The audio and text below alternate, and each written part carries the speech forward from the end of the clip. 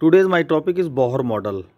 Scientist Bohr ने atomic structure से related एक मॉडल दिया जिसे हम बोहर मॉडल कहते हैं।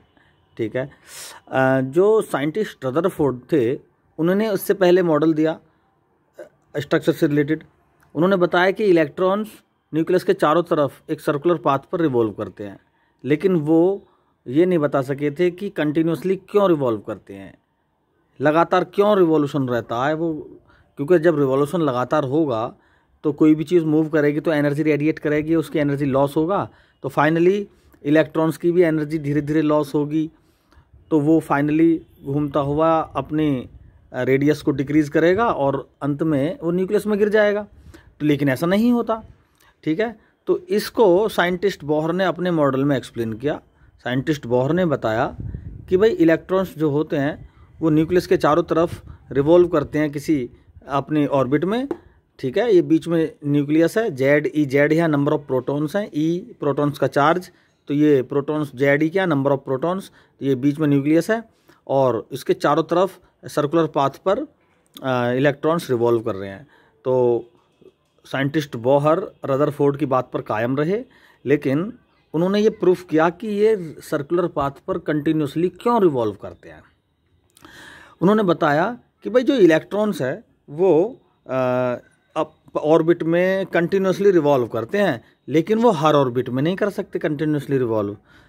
ठीक है, वो कुछ चुनिंदा ऑर्बिट्स में ही कंटिन्यूसली रिवॉल्व करते हैं। वो ऑर्बिट जिनमें इलेक्ट्रॉन्स का एंगुलर मोमेंटम कंजर्व होता है, यानी एंगुलर मोमेंटम कंजर्व कब होता है, जब उस पर इलेक्ट्रॉन्स पर लगने वाला नेट फोर्स जीरो हो। ठीक है भाई, कोई चीज़ अगर घूम रही है तो घूमने के लिए उसको कहीं ना कहीं से सेंट्रीपिटल फोर्स चाहिए। ठीक है, तो यहाँ पर सेंट्रीपिटल फोर्स जो मिलेगा वो प्रोटॉन्स यानी न्यूक्लियस पॉजिटिव चार्ज और इलेक्ट्रॉन नेगेटिव चार्ज के बीच में इलेक्ट्रोस्टैटिक अट्रैक्शन से मिलेगा। ठीक है, और जो इस पर अट्रैक्शन सेंट्रीपिटल फोर्स होगा इलेक्ट्रॉन्स पर सेंटर की तरफ लगेगा फोर्स। ठीक है, सेंटर की तरफ फोर्स लगेगा इस पर। यहाँ पर इलेक्ट्रॉन अगर ये यहाँ से मैं यहाँ शिफ्ट कर दूँ इसको, तो सेंटर की तरफ क्या लगेगा इस पर, FC यानी सेंट्रीपिटल फोर्स। ये सेंट्रीपिटल फोर्स कहाँ से मिला इसको, सेंट्रीपिटल फोर्स मिलता है इसको इलेक्ट्रोस्टैटिक अट्रैक्शन से। ठीक है, ये जो इलेक्ट्रोस्टैटिक फोर्स है ये सेंट्रीपिटल फोर्स से इसे मिलेगा। अब बात यह है कि इसका एंगुलर मोमेंटम कंजर्व क्यों है। एंगुलर मोमेंटम कंजर्व इसलिए होता है, कब होता है एंगुलर मोमेंटम कंजर्व, जब net force net torque zero हो। तो नेट टॉर्क कब जीरो होगा, जो फोर्स सेंट्रीपिटल फोर्स है इसके अपोजिट डायरेक्शन में सेंट्रीफ्यूगल फोर्स होगा। ठीक है, सेंट्रीफ्यूगल फोर्स होगा। दोनों फोर्स जिस समय आपस में इक्वल एंड अपोजिट हो जाएंगे तो उस समय इस पर नेट फोर्स जीरो। जब इलेक्ट्रॉन पर नेट फोर्स जीरो हो जाएगा तो वो कंटिन्यूसली रिवॉल्व करेगा, उसका एंगुलर मोमेंटम कंजर्व हो जाएगा। एंगुलर मोमेंटम मीन्स मोमेंटम होता है m/v। और अगर इसको हम एंगुलर बना दें, एंगुलर का मतलब इसको सर्कुलर पाथ दे दें, इसको सर्कुलर मूव कराएं, तो सर्कुलर मूव के लिए एक सेंटर ज़रूरी होता है और सेंटर से किसी भी पॉइंट को मिलाने वाला एक अलग दूसरा रेडियस होता है। ये रेडियस क्या काम करता है, रेडियस इलेक्ट्रॉन और इसके सेंटर के बीच की कड़ी है। ठीक है, इलेक्ट्रॉन इस सेंटर के बीच का एक मीडिएटर है रेडियस।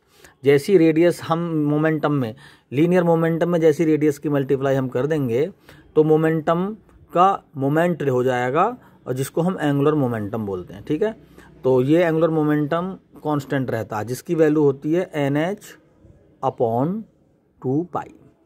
ठीक है, n क्या है यहाँ पर, principal quantum number, h Planck constant 2π।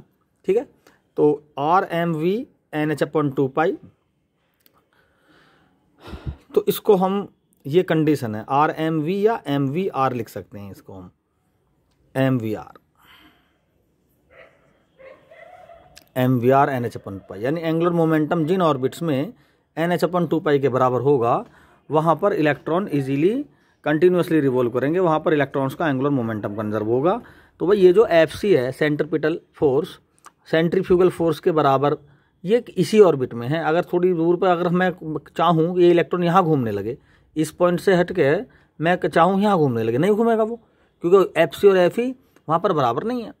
तो ये कुछ फिक्स ही ऑर्बिट होती हैं, साइंटिस्ट बोहर ने बताया कि कुछ फिक्स ऑर्बिट ही होती हैं जहाँ पर ये कंटिन्यूसली रिवॉल्यूशन चल सकता है लंबे समय तक, ठीक है।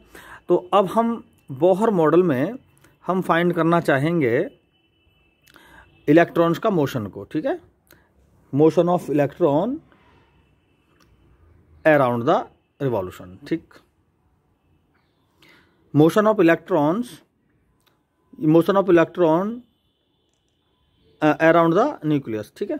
तो हम ये तो जानती हैं M V R equal to N H upon 2 pi, तो इसका स्क्वायर कर देंगे, M square V square R square equal to N square H square upon 4 pi square, ठीक। ये first. N principal quantum number है जिसकी वैल्यू एन इजिकल टू 1 2 3 कहीं तक भी हो सकती है, ठीक है। ये होगी फर्स्ट इक्वेशन। दूसरा क्या है, क्योंकि हम मोशन ऑफ इलेक्ट्रॉन्स में हम क्या क्या फाइंड करने वाले हैं, इलेक्ट्रॉन की रेडियस क्या है, उसकी वेलोसिटी क्या है, टाइम पीरियड क्या है, ठीक है, और इसकी एनर्जी क्या है, ठीक। तो radius, velocity, time period, energy, ये चीज़ें हम फाइंड करेंगे। इलेक्ट्रॉन्स जिस ऑर्बिट में लगातार रिवॉल्व कर रहा है उसकी रेडियस क्या है। तो हमें पता है ये घूम क्यों रहा है, क्योंकि इसको सेंट्रीपिटल फोर्स मिल रहा है। सेंट्रीपिटल फोर्स किससे मिल रहा है, सेंट्रीपिटल फोर्स मिल रहा है इलेक्ट्रोस्टैटिक फोर्स से, यानी ई से। एफ सी क्या है, M V square upon R, और एफ ई क्या है 1/4 pi epsilon naught Q1 Q2 upon square. Q1 क्या है जेड ई, और Q2 क्या है ई, जेड ई इंटू ई, यानी Z E square upon R square, ठीक। ये आपस में कैंसिल, एम वी स्क्वायर। अब मैं इसको एम वी स्क्वायर को, जैसे यहाँ पर एम स्क्वायर किया था मैंने, तो यहाँ पर भी स्क्वायर इसलिए किया था क्योंकि हमें यहाँ कुछ मैच करना है। यहाँ भी एम स्क्वायर वी स्क्वायर कर लेंगे इसको।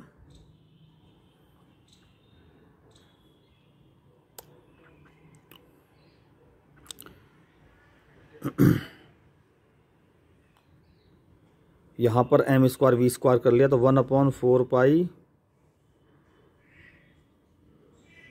Epsilon naught Z square upon R into M. ये एम से हमने एम स्क्वायर यानी एम की मल्टीप्लाई इधर कर दी, तो इधर भी हमें मल्टीप्लाई करनी पड़ेगी।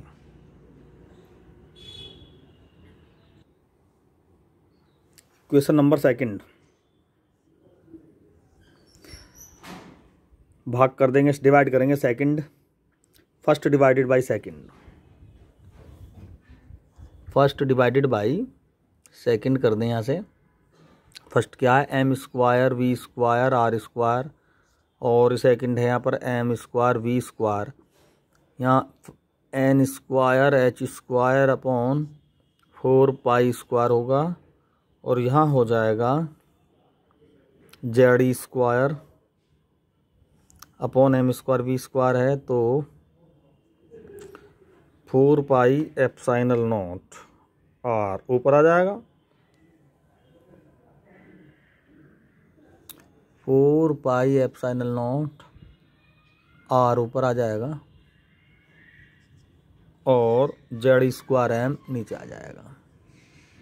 आर से ये आर कैंसिल, ये कैंसिल, आर बचा यहाँ से, एन स्क्वायर, देखो पाई से एक pi cancel, 4 cancel, N square H square epsilon not upon pi Z square M. तो R directly proportional to N square हो जाएगा। अगर हमें रेडियस का रेशो मिल जाए तो हम easily number of orbit find कर सकते हैं इस फॉर्मूले से। और वेलोसिटी कैसे फाइंड करें, देखो M V R equal to N H upon 2 pi, तो वी क्या हो जाएगा, यहाँ से वी हो जाएगा N H upon 2 pi M are, 2 pi M are. अब इस आर की वैल्यू हम यहाँ से फाइंड रख देंगे, ठीक है। तो N H upon 2 pi M, R की value N square H square epsilon not upon pi Z square M, तो यहाँ लिख देंगे इसको पाई स्क्वायर एम। यहाँ से देखें पाई से पाई कैंसिल हो रहा है और एच से एच, एन से एन, तो v की वैल्यू आएगी यहाँ से v जेड स्क्वायर एम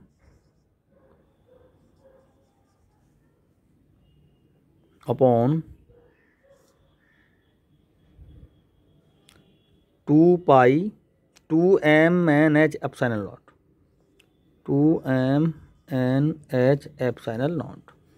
तो ये वेलोसिटी की फॉर्मूला है। वेलोसिटी कैसे डिपेंड करेगी, 1/n, यानी नंबर ऑफ ऑर्बिट जितनी ज़्यादा होगी वेलोसिटी उतना ही कम हो जाएगी। Number of orbit N, number of orbit जितना ज़्यादा होगा वी की वैल्यू उतनी ही कम, यानी velocity number of orbits principal quantum number या नंबर ऑफ ऑर्बिट्स के इन्वर्सली प्रोपोर्शनल होगी। नंबर ऑफ ऑर्बिट एन बराबर फर्स्ट ऑर्बिट्स, फर्स्ट भी ऑर्बिट हो सकती है, सेकंड हो सकती है, थर्ड हो सकती है, तो ये प्रिंसिपल क्वांटम नंबर भी है और साथ में ऑर्बिट्स भी है। अब यहाँ से टाइम पीरियड कैसे फाइंड हो, टाइम पीरियड क्या होता है,